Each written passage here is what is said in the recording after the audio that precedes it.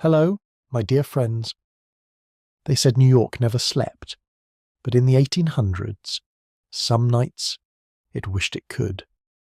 Beneath the glow of wealth and progress, the city rotted from the inside, its slums pulsing with hunger, sickness, and the quiet screams of those no one cared to hear.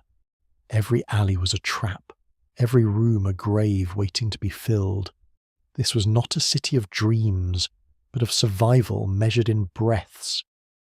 Tonight, you will walk through its darkness, feel the cold walls close in, and discover what it truly means to live and die in the forgotten night of New York slums. So, before you get comfortable, take a moment to like the video and subscribe, but only if you genuinely enjoy what I do here. And let me know in the comments where you're tuning in from and what time it is for you. It's always fascinating to see who's joining us from around the world. Now, dim the lights, maybe turn on a fan for that soothing background, and let's embark on this journey together tonight.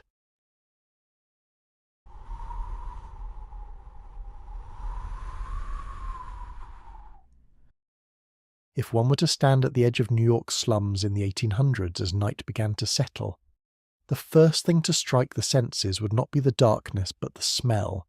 It clung to every wall, every garment, and every breath.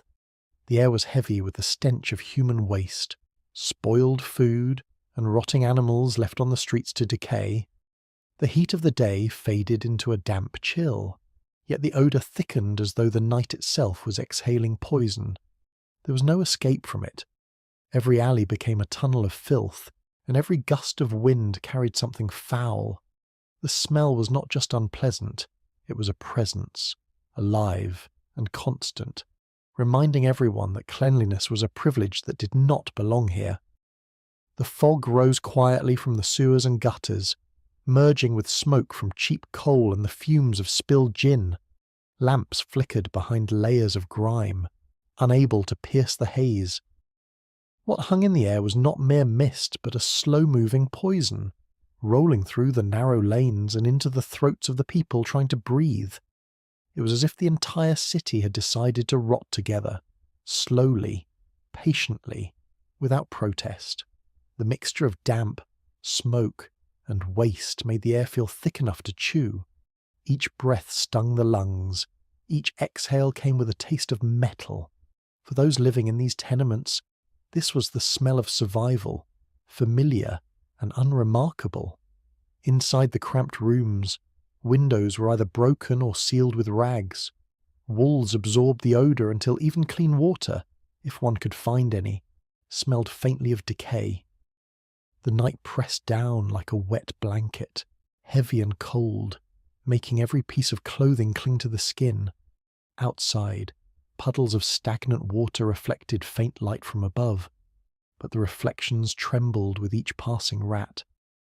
Every sound was muffled by the fog, creating an eerie quietness that made the occasional scream or laughter from a distant tavern sound almost unreal. No one could truly rest. The dampness found its way into every mattress, every blanket, every lung. The air carried not only disease but despair. Even the most ordinary gestures, drawing a breath, wiping a face, swallowing saliva, felt tainted. It is almost comical to imagine anyone in such a place talking about fresh air, because freshness was a myth that did not exist here. The poor had learned to live with the unbearable simply because there was no alternative. The human body, after all, adapts to nearly anything if forced to. As the night deepened, so did the haze. From a distance, the slum looked almost peaceful, with its faint lights and drifting mist. But up close, the stillness carried menace.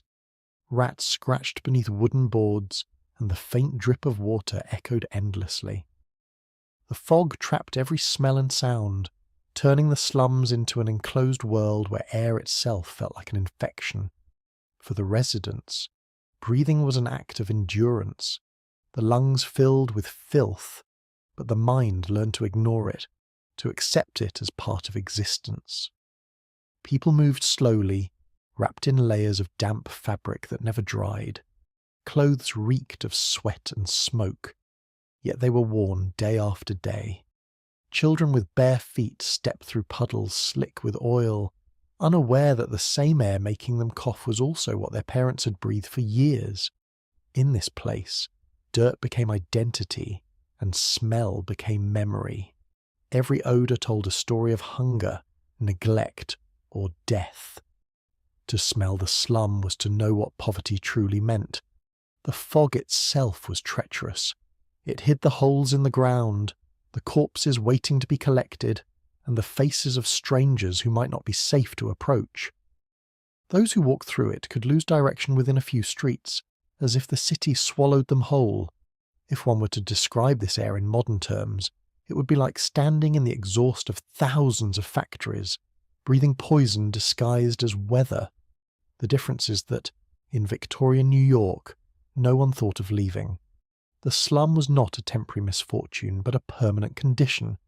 In the midst of it, the human senses dulled, smell lost meaning, taste was distorted, and the line between cleanliness and decay disappeared.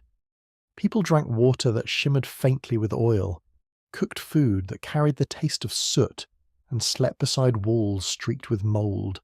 The body resisted for a while, then surrendered. Coughs became constant companions. Skin erupted in sores. The scent of the slum was not only around them but inside them, part of their very being. When rain came, it offered a brief illusion of cleansing. The sound of droplets striking tin roofs and broken glass felt soothing, but the water only stirred the rot, releasing new waves of odour. In the morning, the puddles shimmered with the colours of waste. Flies gathered where the fog thinned, and the air became thick again with decay. It was a cycle that never ended. The night's poison became the morning's breath. There was no point in complaining. No official, no doctor, no reformer came to walk these streets after sunset. The poor were left to inhale whatever the city expelled. The smell marked them, followed them even when they ventured beyond the slums. It was a scent that told the world where they belonged. The air did not just fill their lungs, it defined their existence. I often imagine what it would be like to take a single breath there, knowing the air itself carried the weight of death. The thought lingers, not because of the horror, but because of the indifference that allowed it to persist. The stench was not a warning, it was a background, a constant part of life that no one questioned anymore. The night in the slums of New York was not silent, but it was suffocating. It pressed against the skin and entered the soul. Those who lived within it learned to move slowly, to breathe carefully, to exist without expecting relief. The fog was not just weather, it was the slum's breath, the city's way of reminding them they were trapped. The air that coated every face and cloth told a truth words could not. Cleanliness was impossible, and purity was a lie. The poor did not merely live in the stench, they became it, absorbed it, carried it wherever they went. It was the scent of poverty turned permanent, invisible yet inescapable. The night's breath was poison, and yet it was all they had.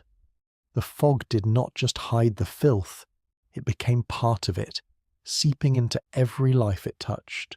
In those streets, survival meant inhaling corruption and pretending not to notice. The darkness thickened, and with it, the illusion of peace. Beneath that quiet, life decayed slowly, wrapped in fog and indifference. The smell was not only proof of poverty but of abandonment. The night's air was not just heavy, it was haunted by everything the city refused to clean. The air that suffocated the slums was more than a foul presence.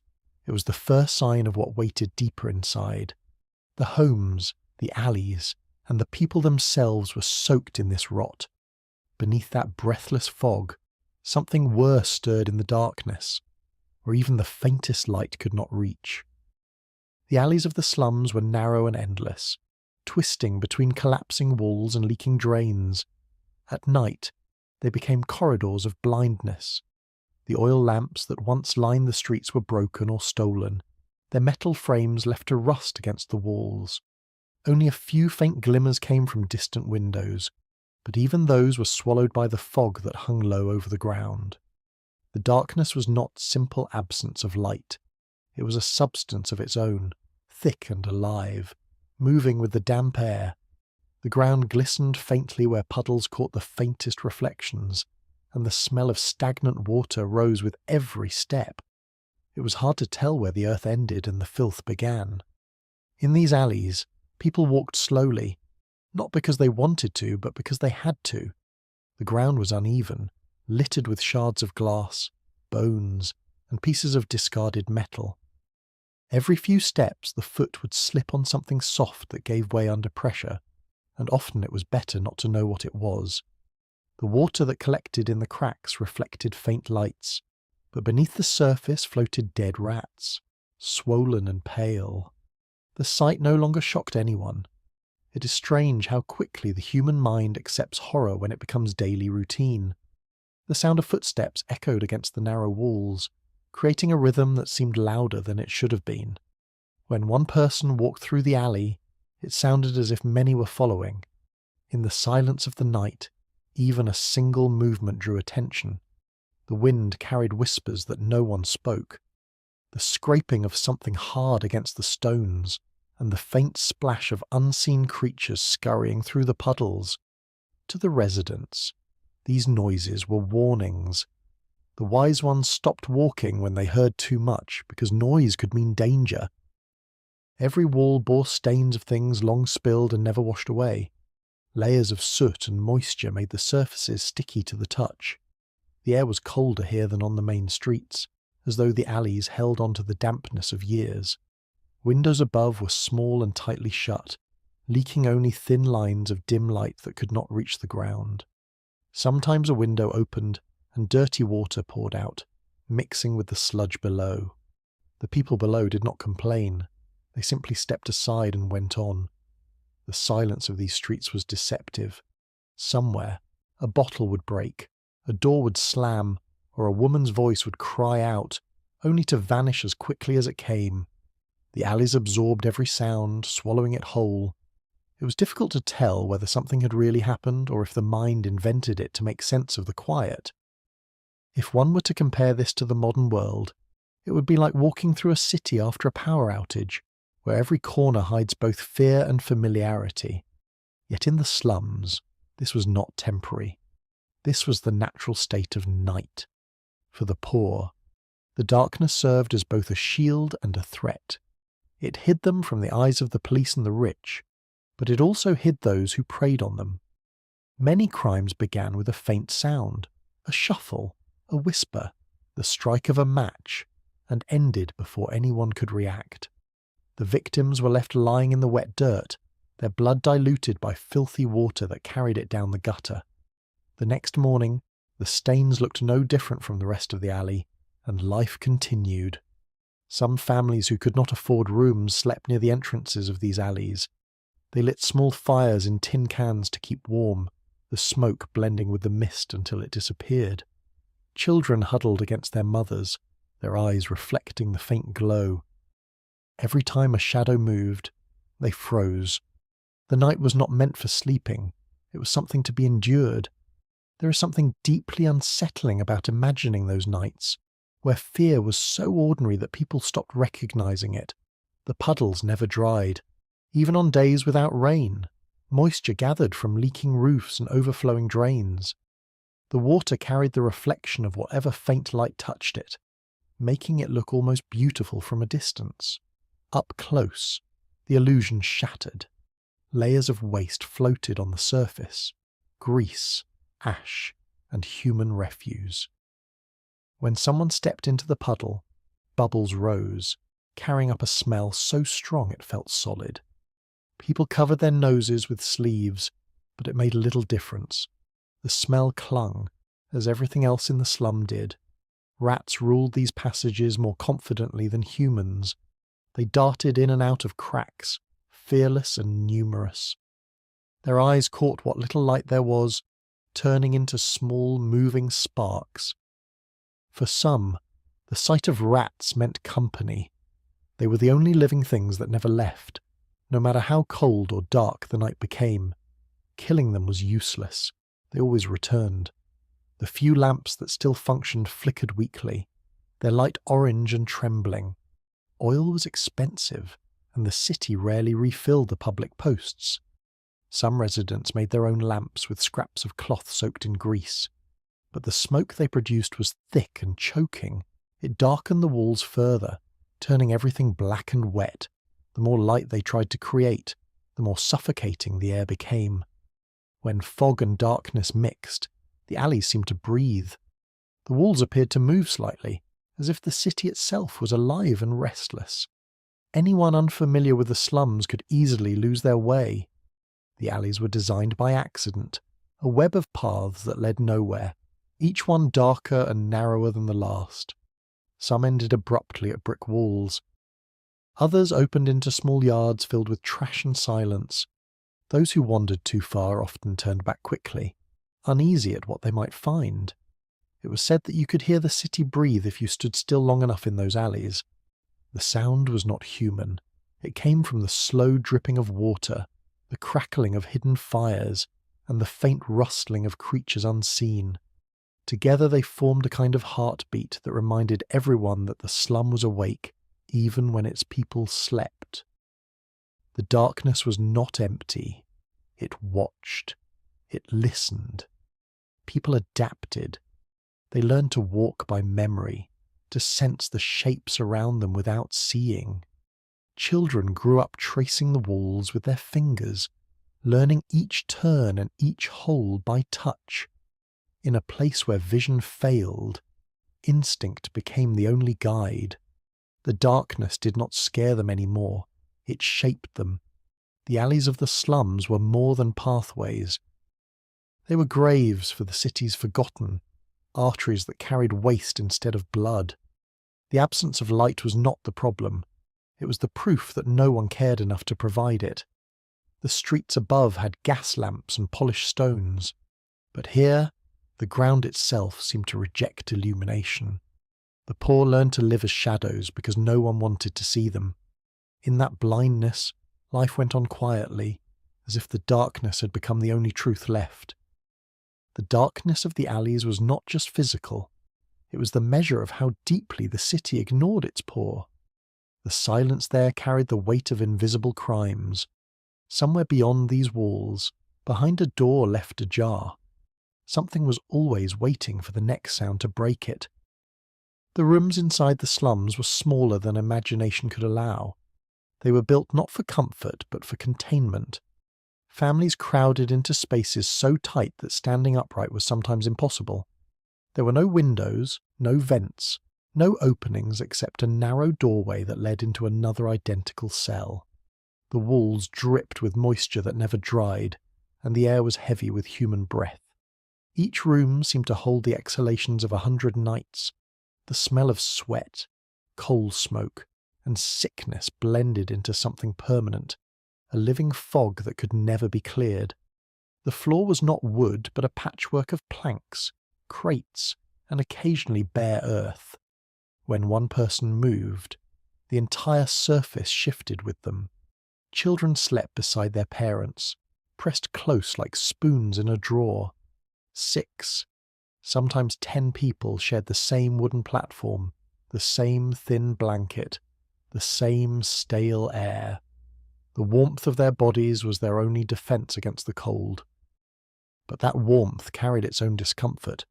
Sweat dampened the sheets, and coughs spread through the air without resistance. It is almost absurd that people still called such places homes when they resembled sealed boxes for slow suffocation. There was no silence. Even when voices were quiet, sounds seeped through the walls. Groans, crying, coughing, the scraping of furniture, the sound of something breaking. It came from above, below, and every side, merging into a constant low roar. Sleep never arrived gently. It came as exhaustion, as collapse. Every dream was interrupted by a noise, a smell, or a movement in the dark. The sense of privacy had long been erased. Everyone heard everyone else. When food was cooked, its scent filled every crevice. When someone vomited, The air carried it to the next family within moments. It was impossible to distinguish one odour from another.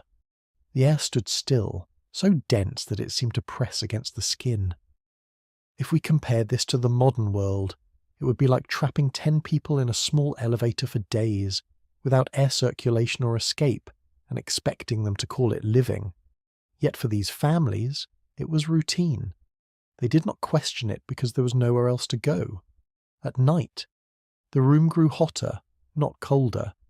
The bodies inside produced enough warmth to turn the space into a furnace. Sheets stuck to the skin, and breaths grew shallow. Infants whimpered in the dark, and mothers rocked them gently, though the motion did nothing to ease the heat. The sound of breathing filled the space like a tide, uneven, weary, endless. There were moments when it felt as if the entire building inhaled together and exhaled death. The walls themselves seemed alive. Mould crawled up from the floor, forming patterns that looked like spreading roots. Water stains marked every surface, evidence of leaks from above. The plaster cracked in long lines, and through them came insects, moving silently along the edges of the room. Some families hung cloth soaked in vinegar, believing it might purify the air, but the smell only added another layer to the confusion. A candle burned in the corner, providing the only light. Its flame wavered each time someone shifted or coughed. The shadows it cast made the room look smaller, the faces older, the eyes deeper. The heat from the candle added to the heaviness, but without it, the darkness was unbearable. They did not fear the dark itself, but what moved within it, the insects, the rats, the unseen. The floorboards creaked under every motion. Sometimes, when the building groaned from wind or weight, people thought it might collapse, and sometimes it did. Whole families vanished under the rubble, and by morning, new tenants had already moved into the repaired shell. In this part of the city, tragedy was a brief interruption, quickly forgotten.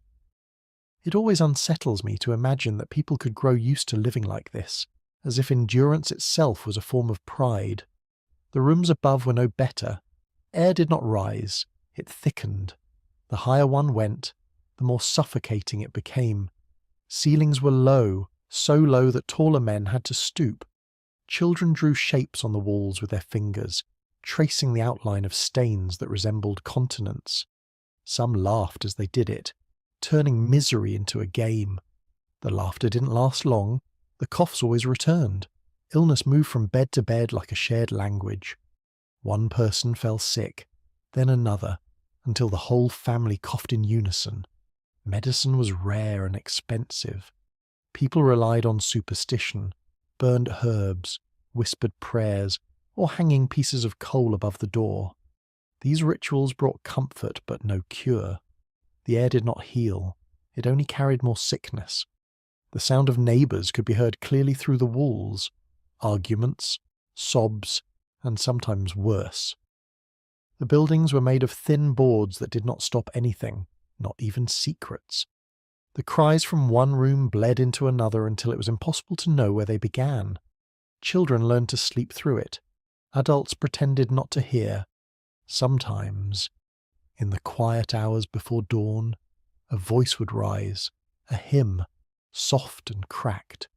It came from a woman trying to calm a child, or from a man too tired to speak but too awake to rest. The song lingered in the heavy air for a few seconds before disappearing. It was the closest thing to beauty that these rooms ever held. No one in these slums spoke of comfort. Comfort was a fantasy reserved for those who lived where the air moved freely. Here, breathing itself was labour. The walls, soaked with years of human misery, seemed to pulse faintly at night. Every sigh echoed. Every whisper felt like it might wake something in the walls. Morning brought no relief. The air did not freshen. It only shifted slightly, blending night's sweat with the day's smoke. People rose from their boards, stretching stiff limbs, preparing to face another day that looked exactly like the last. There was no rest, only pauses between exhaustion. The crowded rooms of the slums were not simply shelters, they were slow deaths disguised as homes. Yet within them, families held on. They laughed, argued, and dreamed in the same air that poisoned them. Survival was not resistance, it was habit. The rooms without windows held more than bodies, they held the city's forgotten breath. What lingered in that trapped air was more than heat or smell, it was despair turned solid. Beyond those thin walls, the noise of the living continued, but in the next darkness, something else was stirring, waiting to be heard. Children in the slums did not dream in peace. Their sleep was shallow, filled with the twitch of fear and the sound of scratching nearby. The floor where they lay was not soft, only a layer of dirty straw spread thin across the ground. The straw was damp, mixed with dust and bits of refuse. When they moved, small clouds of powder rose into the air, catching faint light from a dying candle or the street's weak glow. The smell was a mixture of mould, smoke, and decay. The same scent that clung to every breath they took. Sleep did not bring rest. It only offered a brief escape from hunger. The rats ruled the night. They crawled freely across floors, walls, and bodies. Some were bold enough to climb onto the straw piles where children slept, drawn by the smell of food crumbs or the warmth of skin. The smallest children flinched in their sleep when whiskers brushed their faces. Sometimes the rats bit. The marks they left turned into sores that festered in the filthy air. It is grimly ironic that the only living creatures that treated these children equally were the rats, and even they came only to feed. The rooms were too crowded for protection. Blankets were thin, if they existed at all, and mosquito nets were unheard of. Many families simply covered their children with coats or rags. The children curled into themselves, knees pulled to chests, faces hidden under arms. Yet the rats always found them. They slipped between the straw and gnawed at fingers, toes, and ears. In the morning, small scabs and bruises appeared like quiet confessions of the night. The cold added to the misery. Without mattresses or bedding, the floor absorbed every ounce of body heat. The straw was meant to insulate, but it held moisture and filth instead. The air was heavy with breath, and the smell of unwashed skin filled every corner. The candle burned low, melting into its own smoke, and still the rats moved. The sound of their claws against wood became part of the rhythm of the night, as familiar as coughing or snoring. Illness spread easily among them. The children coughed through the hours, their small chests heaving in the stale air. Many had lungs already weakened by dust and cold. Wheezing became their lullaby. Parents, exhausted from work, hardly stirred when a child's cough turned to gasping. There were no doctors, no medicine. The sick simply continued to breathe until they could not. If we were to imagine this in modern times, it would be like leaving children to sleep in the corner of a garbage dump, convinced that a thin layer of straw made it a home. The idea feels unthinkable now, but back then it was ordinary. When morning came, the children awoke slowly, sticky with sweat and grime. The straw stuck to their hair, their faces streaked with dirt. They rubbed their eyes with hands blackened by soot and crawled toward the nearest basin of grey water. Some splashed their faces, others didn't bother. Cleanliness meant nothing when dirt returned within the hour. The rats retreated only for daylight, hiding under floorboards or behind sacks. They would wait until night returned to reclaim their territory. Some children tried to chase the rats away. They used sticks, stones, or shouts. But it made little difference. The rats were too many, and the children too weak. Occasionally, one would catch a rat and kill it, holding it up like a small victory. But victory was meaningless when another dozen waited nearby. It's disturbing how easy it is to imagine those small hands clutching a dead rat, proud for a moment before hunger or fatigue dulled the feeling. The floor where they slept was not just dirty but alive. Insects moved through the straw, feeding on waste.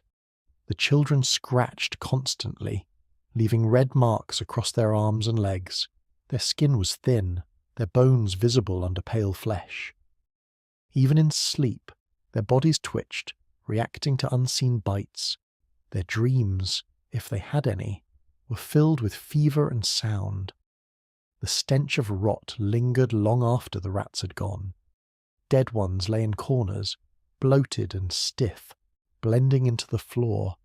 No one had the energy to remove them. The air in the room carried the faint sweetness of decay, the kind of smell that made the stomach turn. Flies gathered in small swarms around the bodies, moving lazily in the thick air. The children learned to ignore them. They had no choice. At night, when the sounds of the street faded, the rustling grew louder. It was impossible to tell how many rats there were. They squeaked softly, brushing against the walls, searching for scraps. Sometimes, in the quiet, a child whimpered without waking. The movement of the rats was constant, a reminder that sleep was only partial surrender. The parents who watched over them felt the same helplessness. They covered their children's legs, brushed away the rats, and prayed silently. But prayers could not fill empty stomachs or clean the air. The children coughed, the rats fed, and life went on. Death, when it came, was not sudden. It was slow, gentle, and expected, as if the body itself understood that it had grown tired of fighting. The neighbours could hear it, the coughs, the quiet sobs, the restless turning. The sound passed through thin walls, spreading from one family to another. It was not grief anymore, just part of the night's routine. When a child stopped coughing, it was noticed only by the silence left behind. The morning light that slipped through cracks in the walls revealed everything without mercy. Straw flattened from weight, stains dark from old blood, and the faint prints of rats in the dust. The survivors rose and began another day. They did not mourn. There was no time to... The living had to keep breathing in the same air that had killed their neighbours. For the children of the slums, the night was never restful. It was an endurance test, a lesson in stillness. They learned not to cry, not to move, not to expect comfort. The darkness was their blanket, and the rats their companions. It was life reduced to its barest form, existence without protection, innocence without peace. The nights with rats taught children more about fear than years of living ever could. The silence between their coughs carried the sound of surrender. Beyond the walls, something else was stirring, a cry that did not come from hunger, but from terror that the dark had not yet finished feeding. The nights in the slums were never truly quiet. Beneath the coughing, the whispering, and the restless movements, there were sudden sounds that tore through the darkness, screams, sharp and brief, followed by silence too heavy to bear. The alleys, narrow and slick, carried these voices as if the walls themselves remembered them. A woman's cry might echo down the length of a street, hit the damp bricks, and vanish before anyone dared to open a door. The darkness swallowed everything: shame, pain, and witness. In a place where survival demanded silence, even horror had to be endured quietly. The screams came from behind thin walls or through open doorways. Women were attacked in the same corners where they washed clothes or prepared food. The back doors of tenements were perfect traps, half hidden by barrels and piles of waste. No one could see what happened there, but everyone could hear it. The sound of struggle, the dull thud of bodies against wood, the low sobs that followed, these became part of the slum's nightly rhythm. It is almost grotesque that the same streets where children played in daylight became hunting grounds by night, and no one called it unusual. Men with knives and quick hands roamed freely. They knew the streets better than the police ever could. The law rarely came this deep into the maze. A shout for help was a whisper against the night. The victims learned not to scream too long. It changed nothing. The predators did not flee, and the neighbours did not intervene. Fear was stronger than pity. People locked their doors with bits of rope and old iron. pressing their bodies against the wood as if that could stop what waited outside. Inside the rooms, families listened. The walls were too thin to hide the noise. They heard the begging, the pleading, the short bursts of struggle that turned quickly to quiet. The silence afterward was worse than the screams. It lingered like smoke, thick and choking. Mothers covered their children's ears. Fathers stared at the floor. No one looked at one another.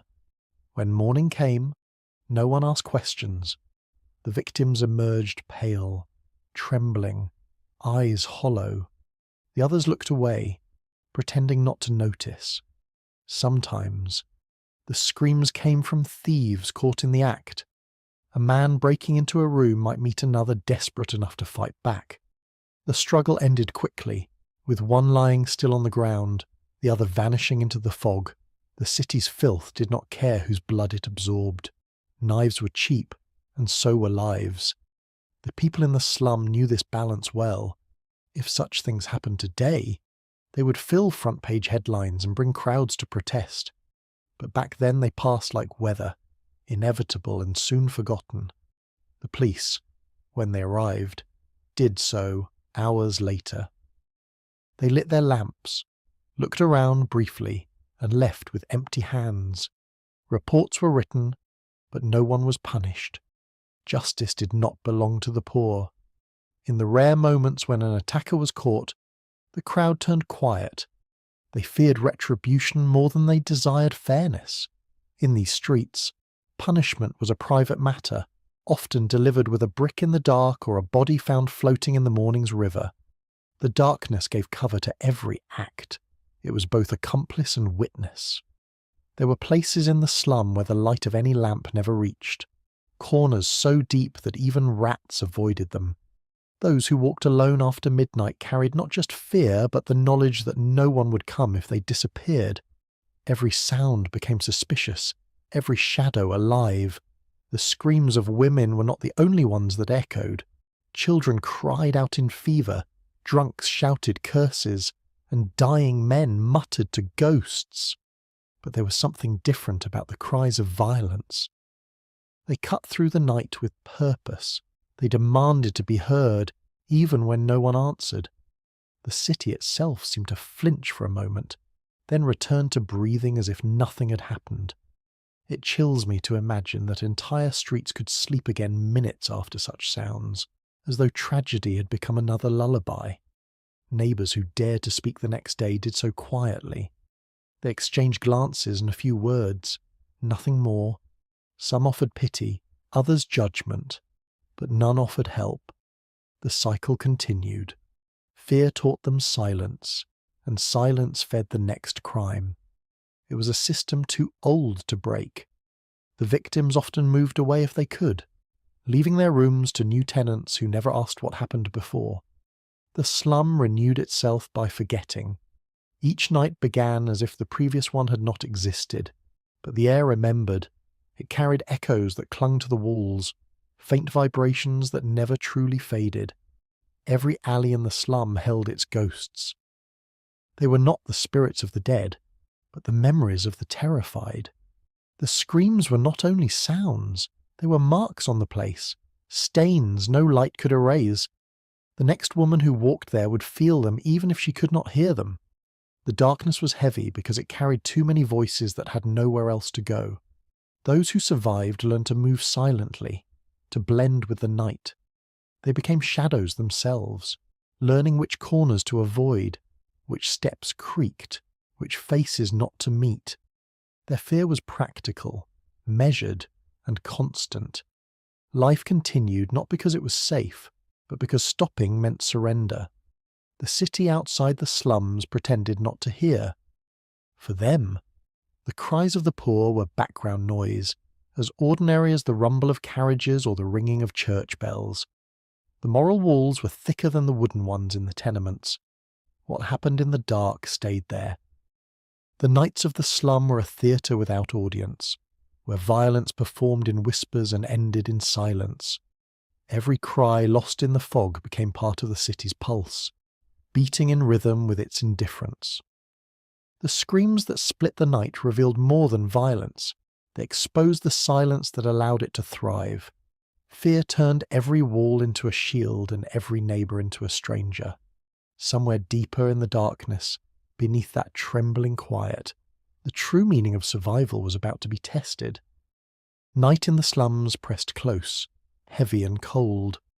After the taverns shut their doors and the laughter faded, women drifted toward doorsteps and corners, searching for a place to rest. They carried exhaustion like a burden that could no longer be hidden. Clothes hung in tatters, clinging wet to their thin bodies. Each breath left a trace of mist that vanished before it reached the air above. Stone under them was slick with rain and refuse. They settled there anyway, because nothing else existed. Doorways became shelter for those without rooms. Steps became beds. Rain from the rooftops dripped onto their backs, collecting in small puddles beneath them. Fabric stuck to their skin, stiff from dirt and cold. They pulled their knees to their chests and tucked faces into folded arms. It was easier to sleep when they could not see who passed by. It is bitterly ironic that a city proud of its progress let its women sleep beside garbage as proof of that same progress. They were too poor to afford even a cot in the brothels where they worked. Rent for a single corner cost more than what a night's labour earned. So they stayed outside, their bodies blending into heaps of waste, their presence ignored by everyone. Men walking past barely turned their heads. To be unseen was safer than to be noticed. One wrong glance could invite cruelty, a curse, or worse. Silence became their shield. Cold crept in without mercy. Fingers stiffened until they could no longer move. Some pressed close to one another, sharing the last warmth still left in their blood. Others sat alone, unmoving, wrapped in shawls so thin that wind passed straight through. They shivered until they stopped feeling. When sleep came, it was not comfort but surrender. Their breath came shallow, their skin turning faintly blue. Rain turned every street into a stream of filth. Water ran through gutters, carrying scraps of food, broken glass, and human waste. Bare feet rested in puddles because there was nowhere dry to sit.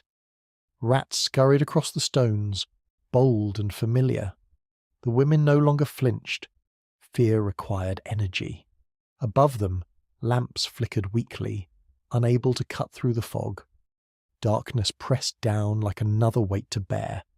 Morning never brought relief, only exposure.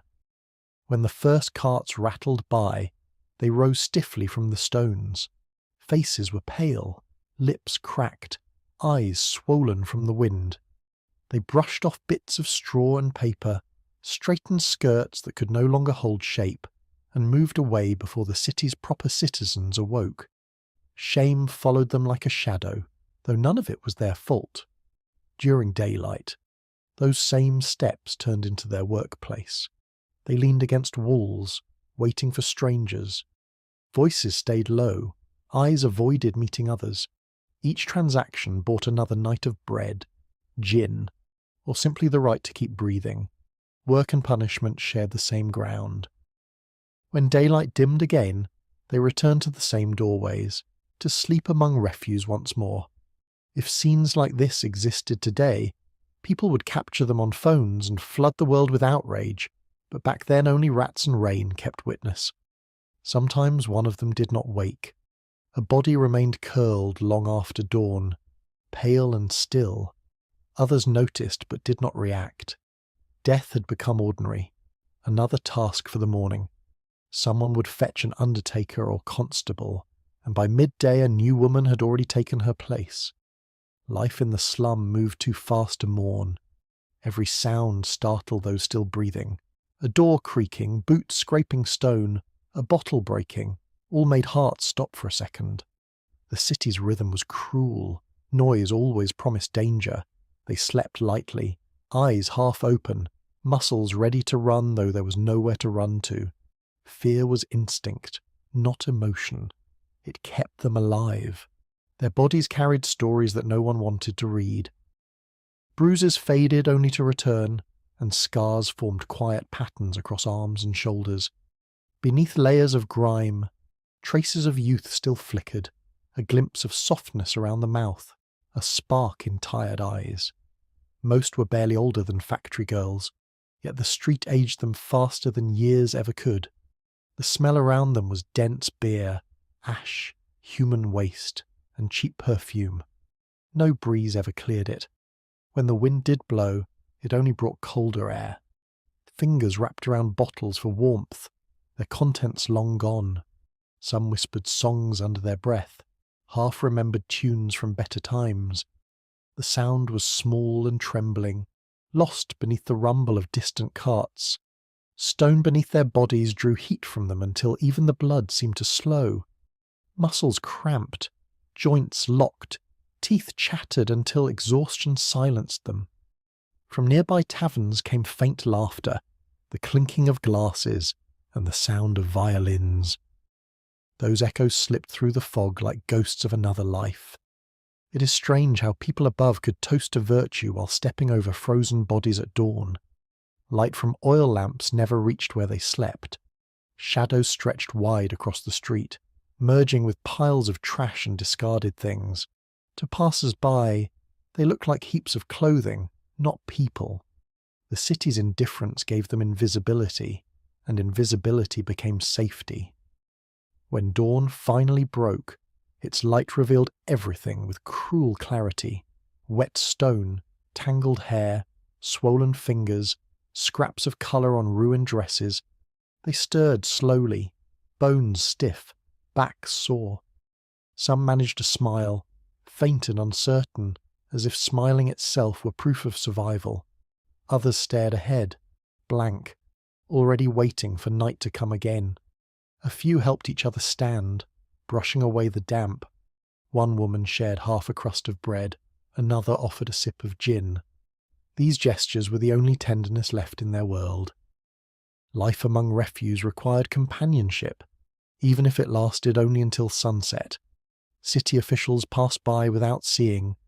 To them, these women were shadows at the edge of progress, reminders that poverty still lived despite every speech about improvement. They talked about morality and order while their streets held bodies that trembled through each hour of darkness. No law could warm them, no sermon could feed them.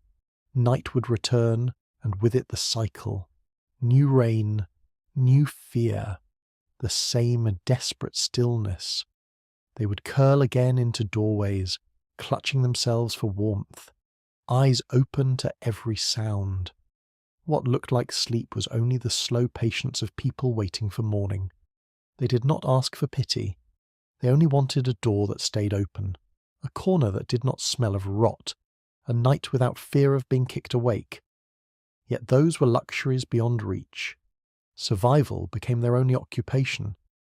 Women who slept among refuse were not forgotten by accident.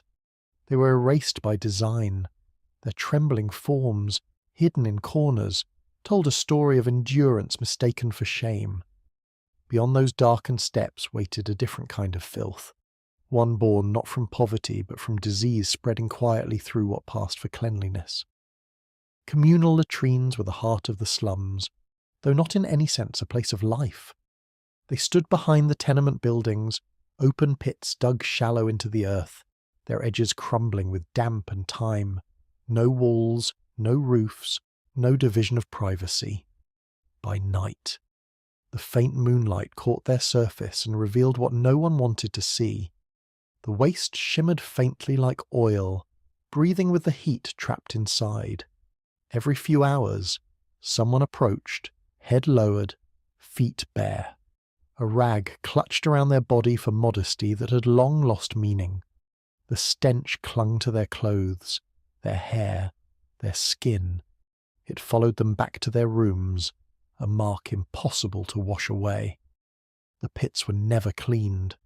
Buckets filled to their brim stood nearby, used and reused until they cracked. The ground around them was soft and wet, a mix of mud and decay. Children played there in daylight because there was nowhere else to go. They splashed in puddles that were not rain. The mothers shouted but rarely stopped them. Habit made horror bearable. The smell had no beginning and no end. It filled the alleys, drifted into kitchens, soaked into the walls. Even when people ate, they tasted it in their food.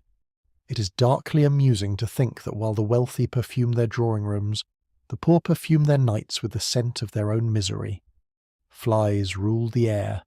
They gathered in thick clouds above the pits, humming like distant machinery. Their wings shone faintly in the dim light, settling on everything that stood still for too long.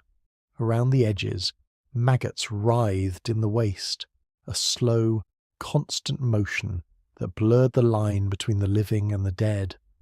To stand too close was to feel them crawl on bare feet.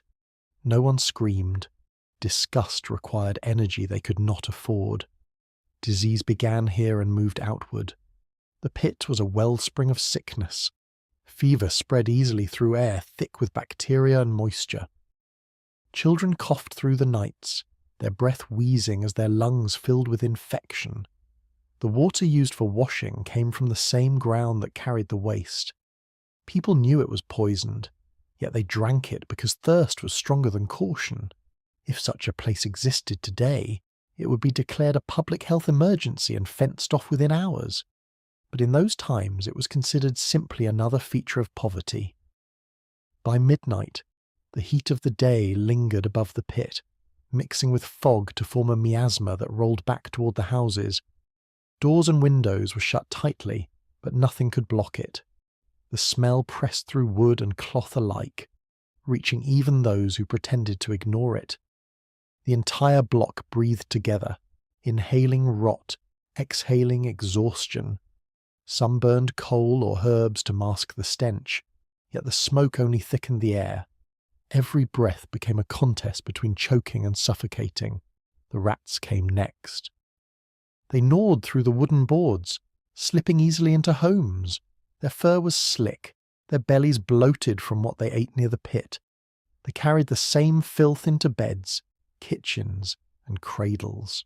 When they died, their bodies fed the next swarm of flies, keeping the cycle alive. The pit did not just collect waste, it created it.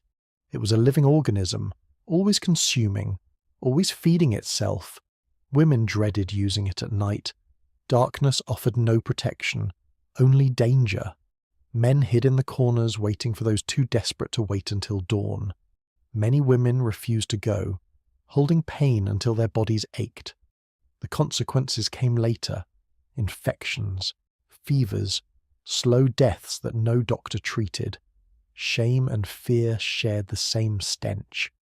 The latrine was not just filth, it was humiliation made permanent.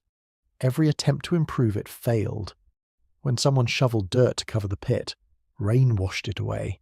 When boards were placed to hide the view, they rotted within weeks. City officials visited once or twice a year, covering their faces with cloth and promising repairs. They never returned. The poor had learned to stop expecting mercy from those who walked on clean streets. It makes me shudder to imagine how people could grow used to living inches from disease, as if endurance itself were the only cure. Children died often in those blocks. Their bodies could not resist the sickness carried by flies and water. Small coffins appeared regularly at dawn, carried through the alleys without ceremony. Mothers stood quietly at the doorways, their faces blank. They did not weep in public. The air already carried enough salt. Death had no drama here, only repetition. In summer, when the air grew thick and hot, the pit turned unbearable. Gases rose like breath from a dying beast. People tied cloths around their faces, soaked them in vinegar, and hurried past. Dogs and pigs rooted near it, their snouts dark with filth. Sometimes they dragged pieces of waste across the street, scattering it into yards and kitchens. Everything smelled the same. Everything tasted the same. Clean and unclean became meaningless words. The night brought no rest. Those who slept closest to the pit woke coughing, their throats raw. The sound spread from house to house, a slow chorus of illness. In the dark, it was hard to tell who coughed and who had already stopped. The pit was both source and symbol. It showed how far neglect could reach before it turned invisible. No one built it out of cruelty. It simply remained because no one cared enough to change it. Generations lived and died beside it, their lives marked by its presence. Babies were born within the scent, grew up playing by its edge, and eventually ended there. Their bodies returned to the same soil that had poisoned them. For those who left the slum, the memory lingered. Even years later, they spoke of the smell that never left their lungs. It became a measure of suffering, a ghost that followed them through cleaner streets. Yet for those still trapped inside, it was no ghost. It was air, ordinary and expected. The pit was not just a place of waste. It was the slum's mirror.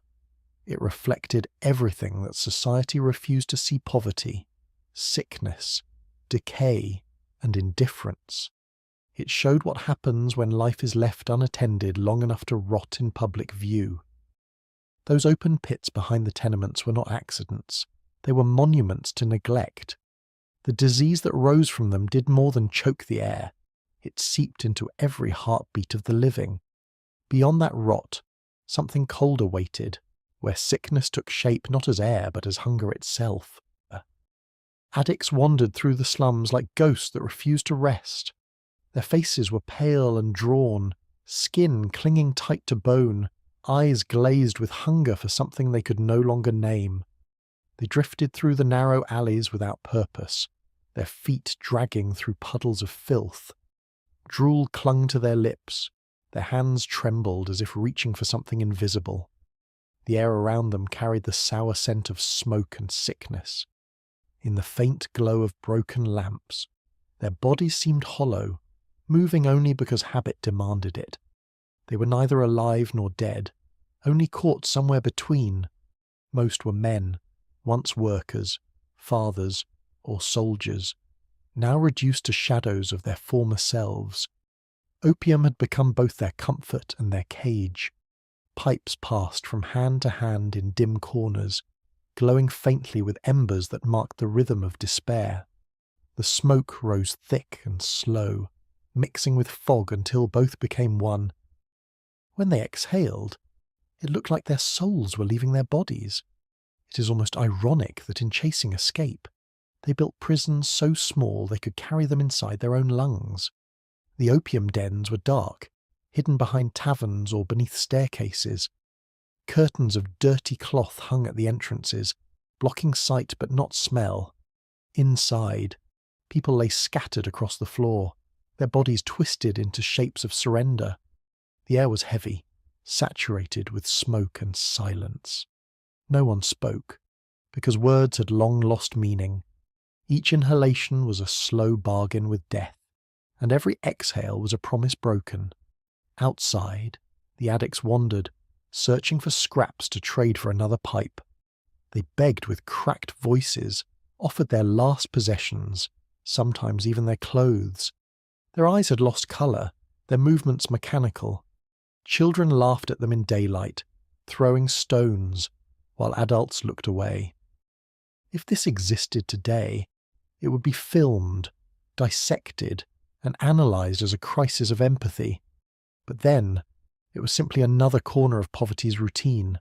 At night, they gathered by the river or in abandoned rooms, lighting small fires to warm the opium's liquid before inhaling. The faint crackle of flame and the soft bubbling of the pipe created a kind of rhythm, hypnotic and slow. Some coughed violently after the first breath, then smiled faintly as their bodies went still. Their eyes rolled back, and their limbs loosened. In that stillness, they looked peaceful, as if life had finally stopped demanding from them. Many never woke again. Their bodies were found slumped against walls, faces half buried in straw, mouths slightly open. By morning, someone would drag them aside to clear the path, covering them with rags until the constable arrived. The living stepped around them without comment. Death among addicts carried no surprise. It was expected, as ordinary as sunrise. The dealers thrived in the slums. They moved quietly, slipping between shadows, offering pipes to anyone desperate enough to trade. Payment came in coins, trinkets, even food. No one cared where the opium came from, only that it came. The city's moralists preached about sin and ruin, but their sermons never reached these streets. Here, vice was not rebellion but survival. Addiction spread like smoke. Husbands disappeared from homes, wages vanished into dens, and families learned to live with absence. Women searched for their men only to find them collapsed in corners, eyes open but unseeing. Some tried to drag them home, their faces wet with tears and dirt. But the next night the men returned to the same dens. The drug whispered promises that no love could silence. The children of addicts grew up fast. They watched their fathers stumble through the streets, watched them fall, and watched the city step over their bodies. The lesson was simple. Weakness invited suffering, and suffering was endless. Some swore they would never end up like that, only to do so years later when hunger became too much to bear. In the fog, the addicts looked like a slow-moving tide. Their silhouettes wavered, their movements uneven. They gathered near the edges of alleys, sharing pipes, sharing silence. When one collapsed, the others stared briefly, then continued smoking. No one helped. Compassion had rotted in these places long ago. The body would stiffen by morning, and life around it would move on as if nothing had changed. The smoke clung to everything, the walls, the floor, the skin. It became part of the slum itself. Some said the air smelled like death. Others said it smelled like peace. To the addicts, it was both. They had learned that numbness was a kind of mercy. Their laughter, when it came, was thin and brittle, echoing through the fog like the sound of glass breaking. Doctors, when they spoke of the epidemic, did so from afar. They used words like moral decay and self-inflicted ruin, but they never walked the streets where ruin lived. The truth was simpler. Opium offered what life in the slums never could: quiet, forgetfulness, a pause. For those who had nothing, even poison felt like a gift. It unsettles me to think that relief, in its cruelest form, was the only thing that gave them dignity. Some addicts wandered until their bodies gave out. They fell in the gutters, in doorways, near the pits that reeked of waste. Their final breaths mixed with the city's stench, vanishing as quietly as they had lived. The ones who survived another day dragged themselves upright, eyes dull, already searching for the next dose. Existence had shrunk to a single need. By morning, the streets looked the same as before. The sun revealed stains on the stones and footprints that led nowhere. The city awakened above them, unaware or unwilling to see. In that blindness, addiction continued, patient and unchallenged. To walk among them was to witness decay disguised as life. Their bodies moved, but their souls had long departed. They were relics of despair, monuments to the quiet cruelty of survival. In the slums, even death had to wait its turn. Those wandering addicts were not outcasts by choice. They were casualties of a hunger that never ended. Their trembling shadows told stories that no priest or doctor wanted to hear. Far deeper within those same streets, another kind of hunger stirred, one born not from opium, but from empty stomachs and the cries that never stopped. The nights in the slums were filled with the sound of infants crying. It started softly, a whimper that rose and fell like the breath of the city itself, then grew sharper until it pierced every wall. The cries came from every direction, thin, raw voices echoing through damp corridors. They did not stop when the hour changed or when exhaustion settled over the streets. The babies cried. They were hungry because their lungs burned, because they could not breathe in air that was thick with rot. In those rooms without windows, their small bodies struggled against the weight of sickness and the absence of milk.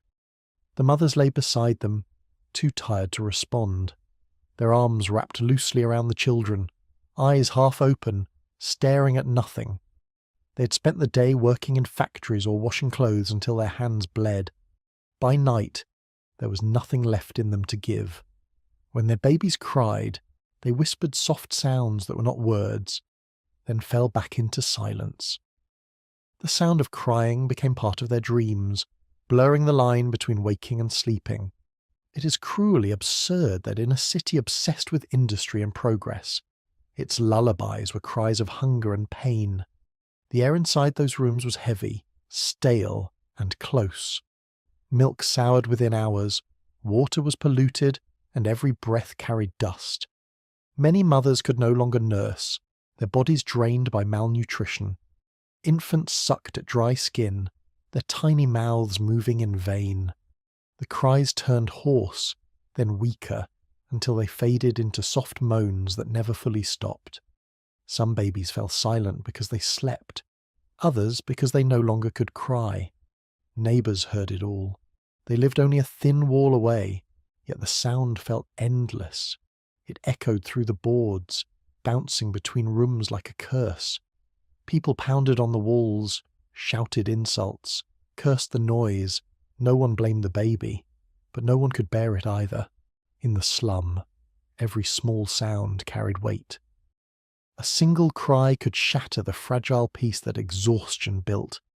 If this happened today, those cries would summon doctors, nurses, and sympathy. But in those times, they summoned only anger. The nights dragged on, hour after hour. The cries blurred together until they formed a single unbroken note of sorrow. Somewhere, a woman tried to sing softly, hoping to calm her child, but her voice trembled, too weak to rise above the noise.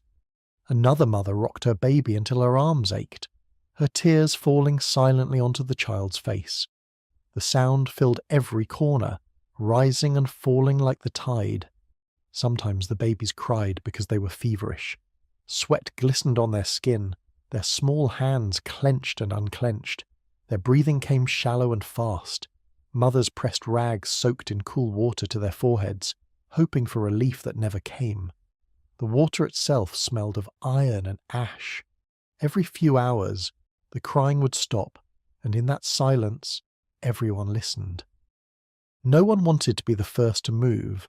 The quiet was heavy, unnatural, a silence that often meant death.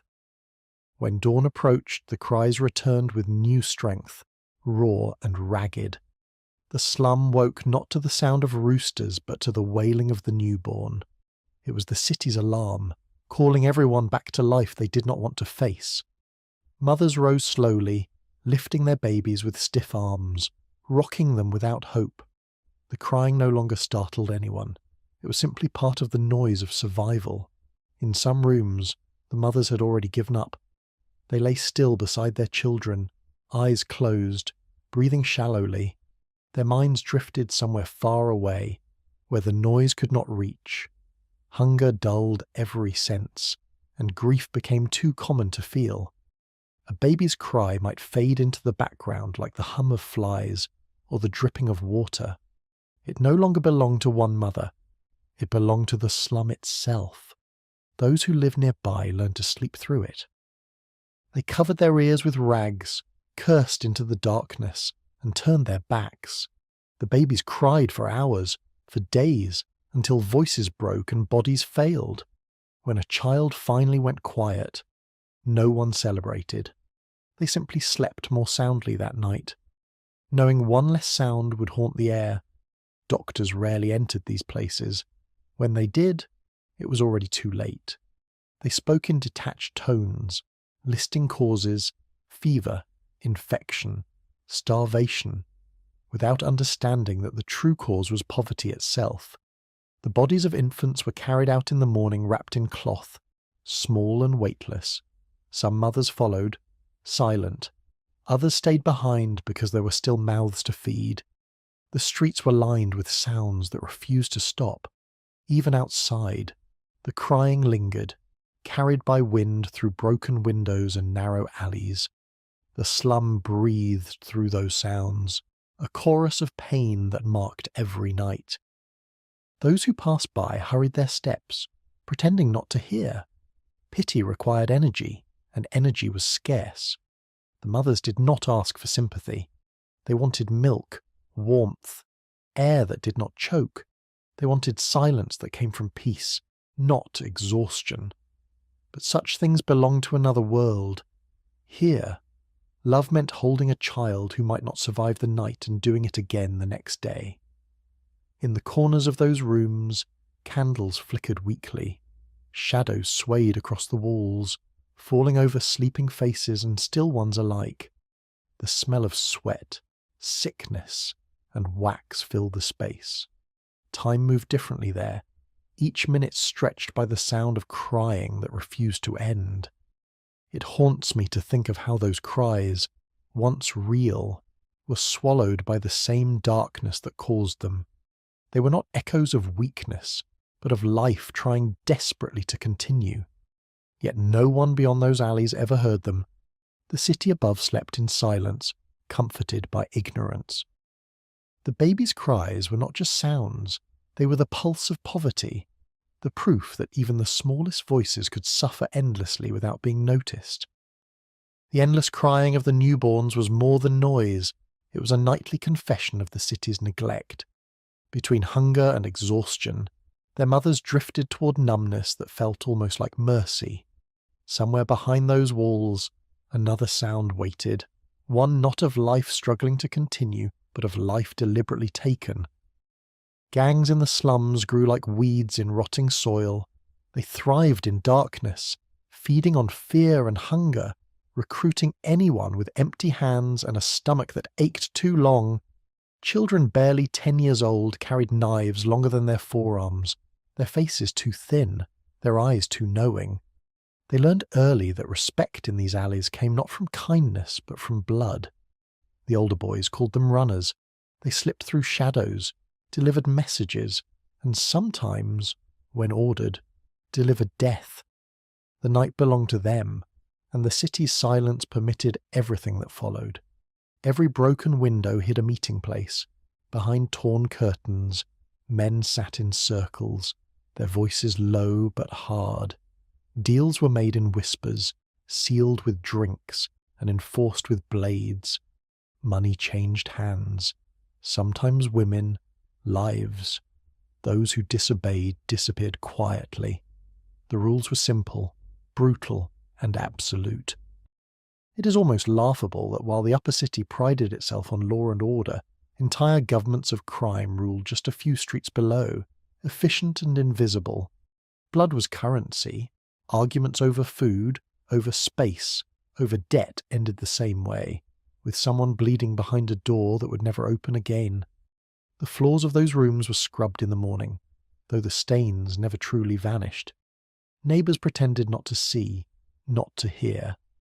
Every household had its own arrangement with a gang, a kind of silent tax paid for protection or survival.